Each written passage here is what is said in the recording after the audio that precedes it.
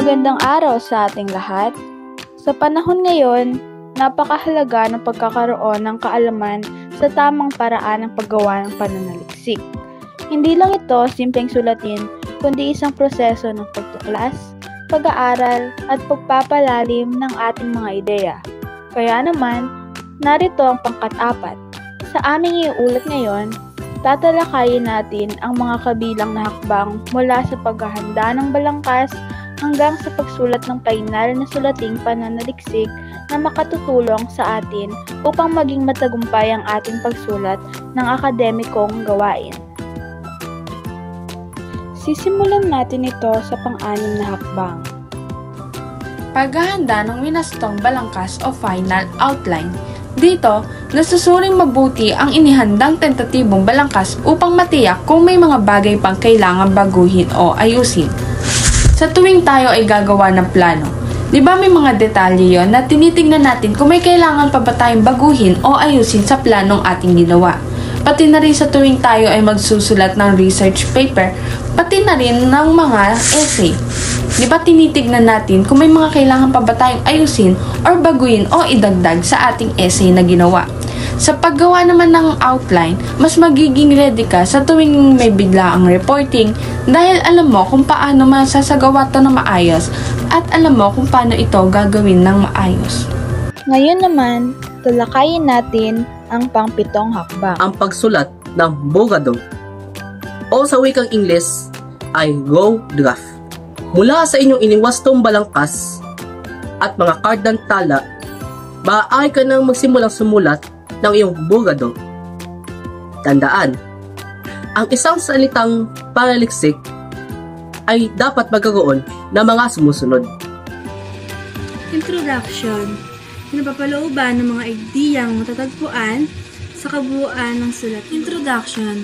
Ito ang panimulang bahagi ng iyong sulatin. Dito mo ay pinakikilala ang paksa at layunin. Dapat ito maging kawili-wili at nakukuha ang atensyon ng mamabasa. Sa introduction, dapat mong ilahad ang iyong thesis o pangunahing argument. Dapat ding magbigay ng maikling buod ng mga pangunahing punto na iyong talakayin sa iyong sulatin. Pangalawa ay katawan. Kababasahan ng pinalawig o lalamnan ng bahagi ng iyong balangkas. Dito sa parte na ito ay doon masusulatin ang iyong mga impormasyon mula sa iyong natuklasan o sa panaliksik. Pero dapat mas makapani-paniwala ang iyong naisulat. Bakit? Dahil hangad ng mga mababasa na makakuha sila ng malinaw na impormasyon mula sa iyong natuklasan o mula sa iyong panaliksik. Ang panghuli ay conclusion, na siya nagsasaad ng buod ng iyong mga natuklasan sa iyong panaliksik. Ito ay kung saan magsasagawa ka na ng iyong huling hakbang sa pagsulat ng bogado. Sa pamamagitan nito, nagsisilbing impression rin ito sa mga mambabasa. O sa madaling salita, para may matutunan rin po ang mambabasa mula sa isang nagsulat ng bogado. Sunod naman ang pang-8 hakbang. Pagwawasto at paglibisa ng borador. Ipufeed o basahin mabuti at iwasto ang mga bagay na kailangang iwasto sa iyong borador. Pag-ukulan ng pansin ng pagkakabuo ng mga pangungusap, baybay, bantas, wastong gamit ng salita, pamamaraan pagsulat, at ng na talababa o footnote. Maaari nang pumili ng tiyak na pamagat ng iyong sulatin. Ihanda ang paunang salita, talaan ng nilalaman at final na bibliografya. Ang pagwawasto at pagreserba ng borador.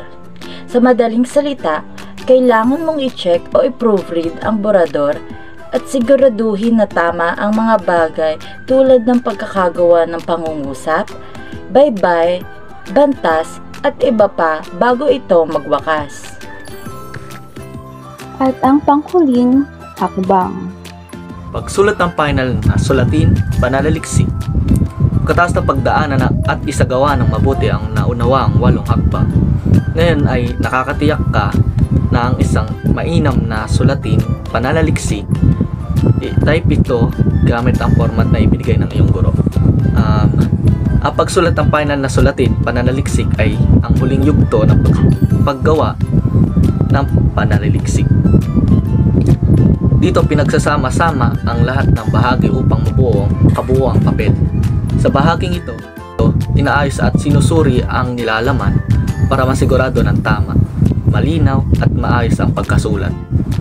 Mahalaga rin sundin ang tamang format at gabay na ibinigay ng guro upang maging formal at professional ang pananaliksik.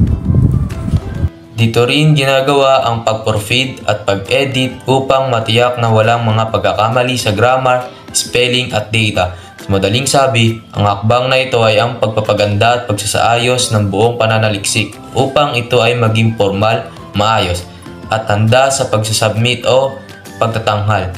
Kaya naman sa pagsulat ng pangwakas na papel ng pananaliksik, pinapakita namin ang kabuuang resulta ng aming pagsisikap bilang mga mananaliksik.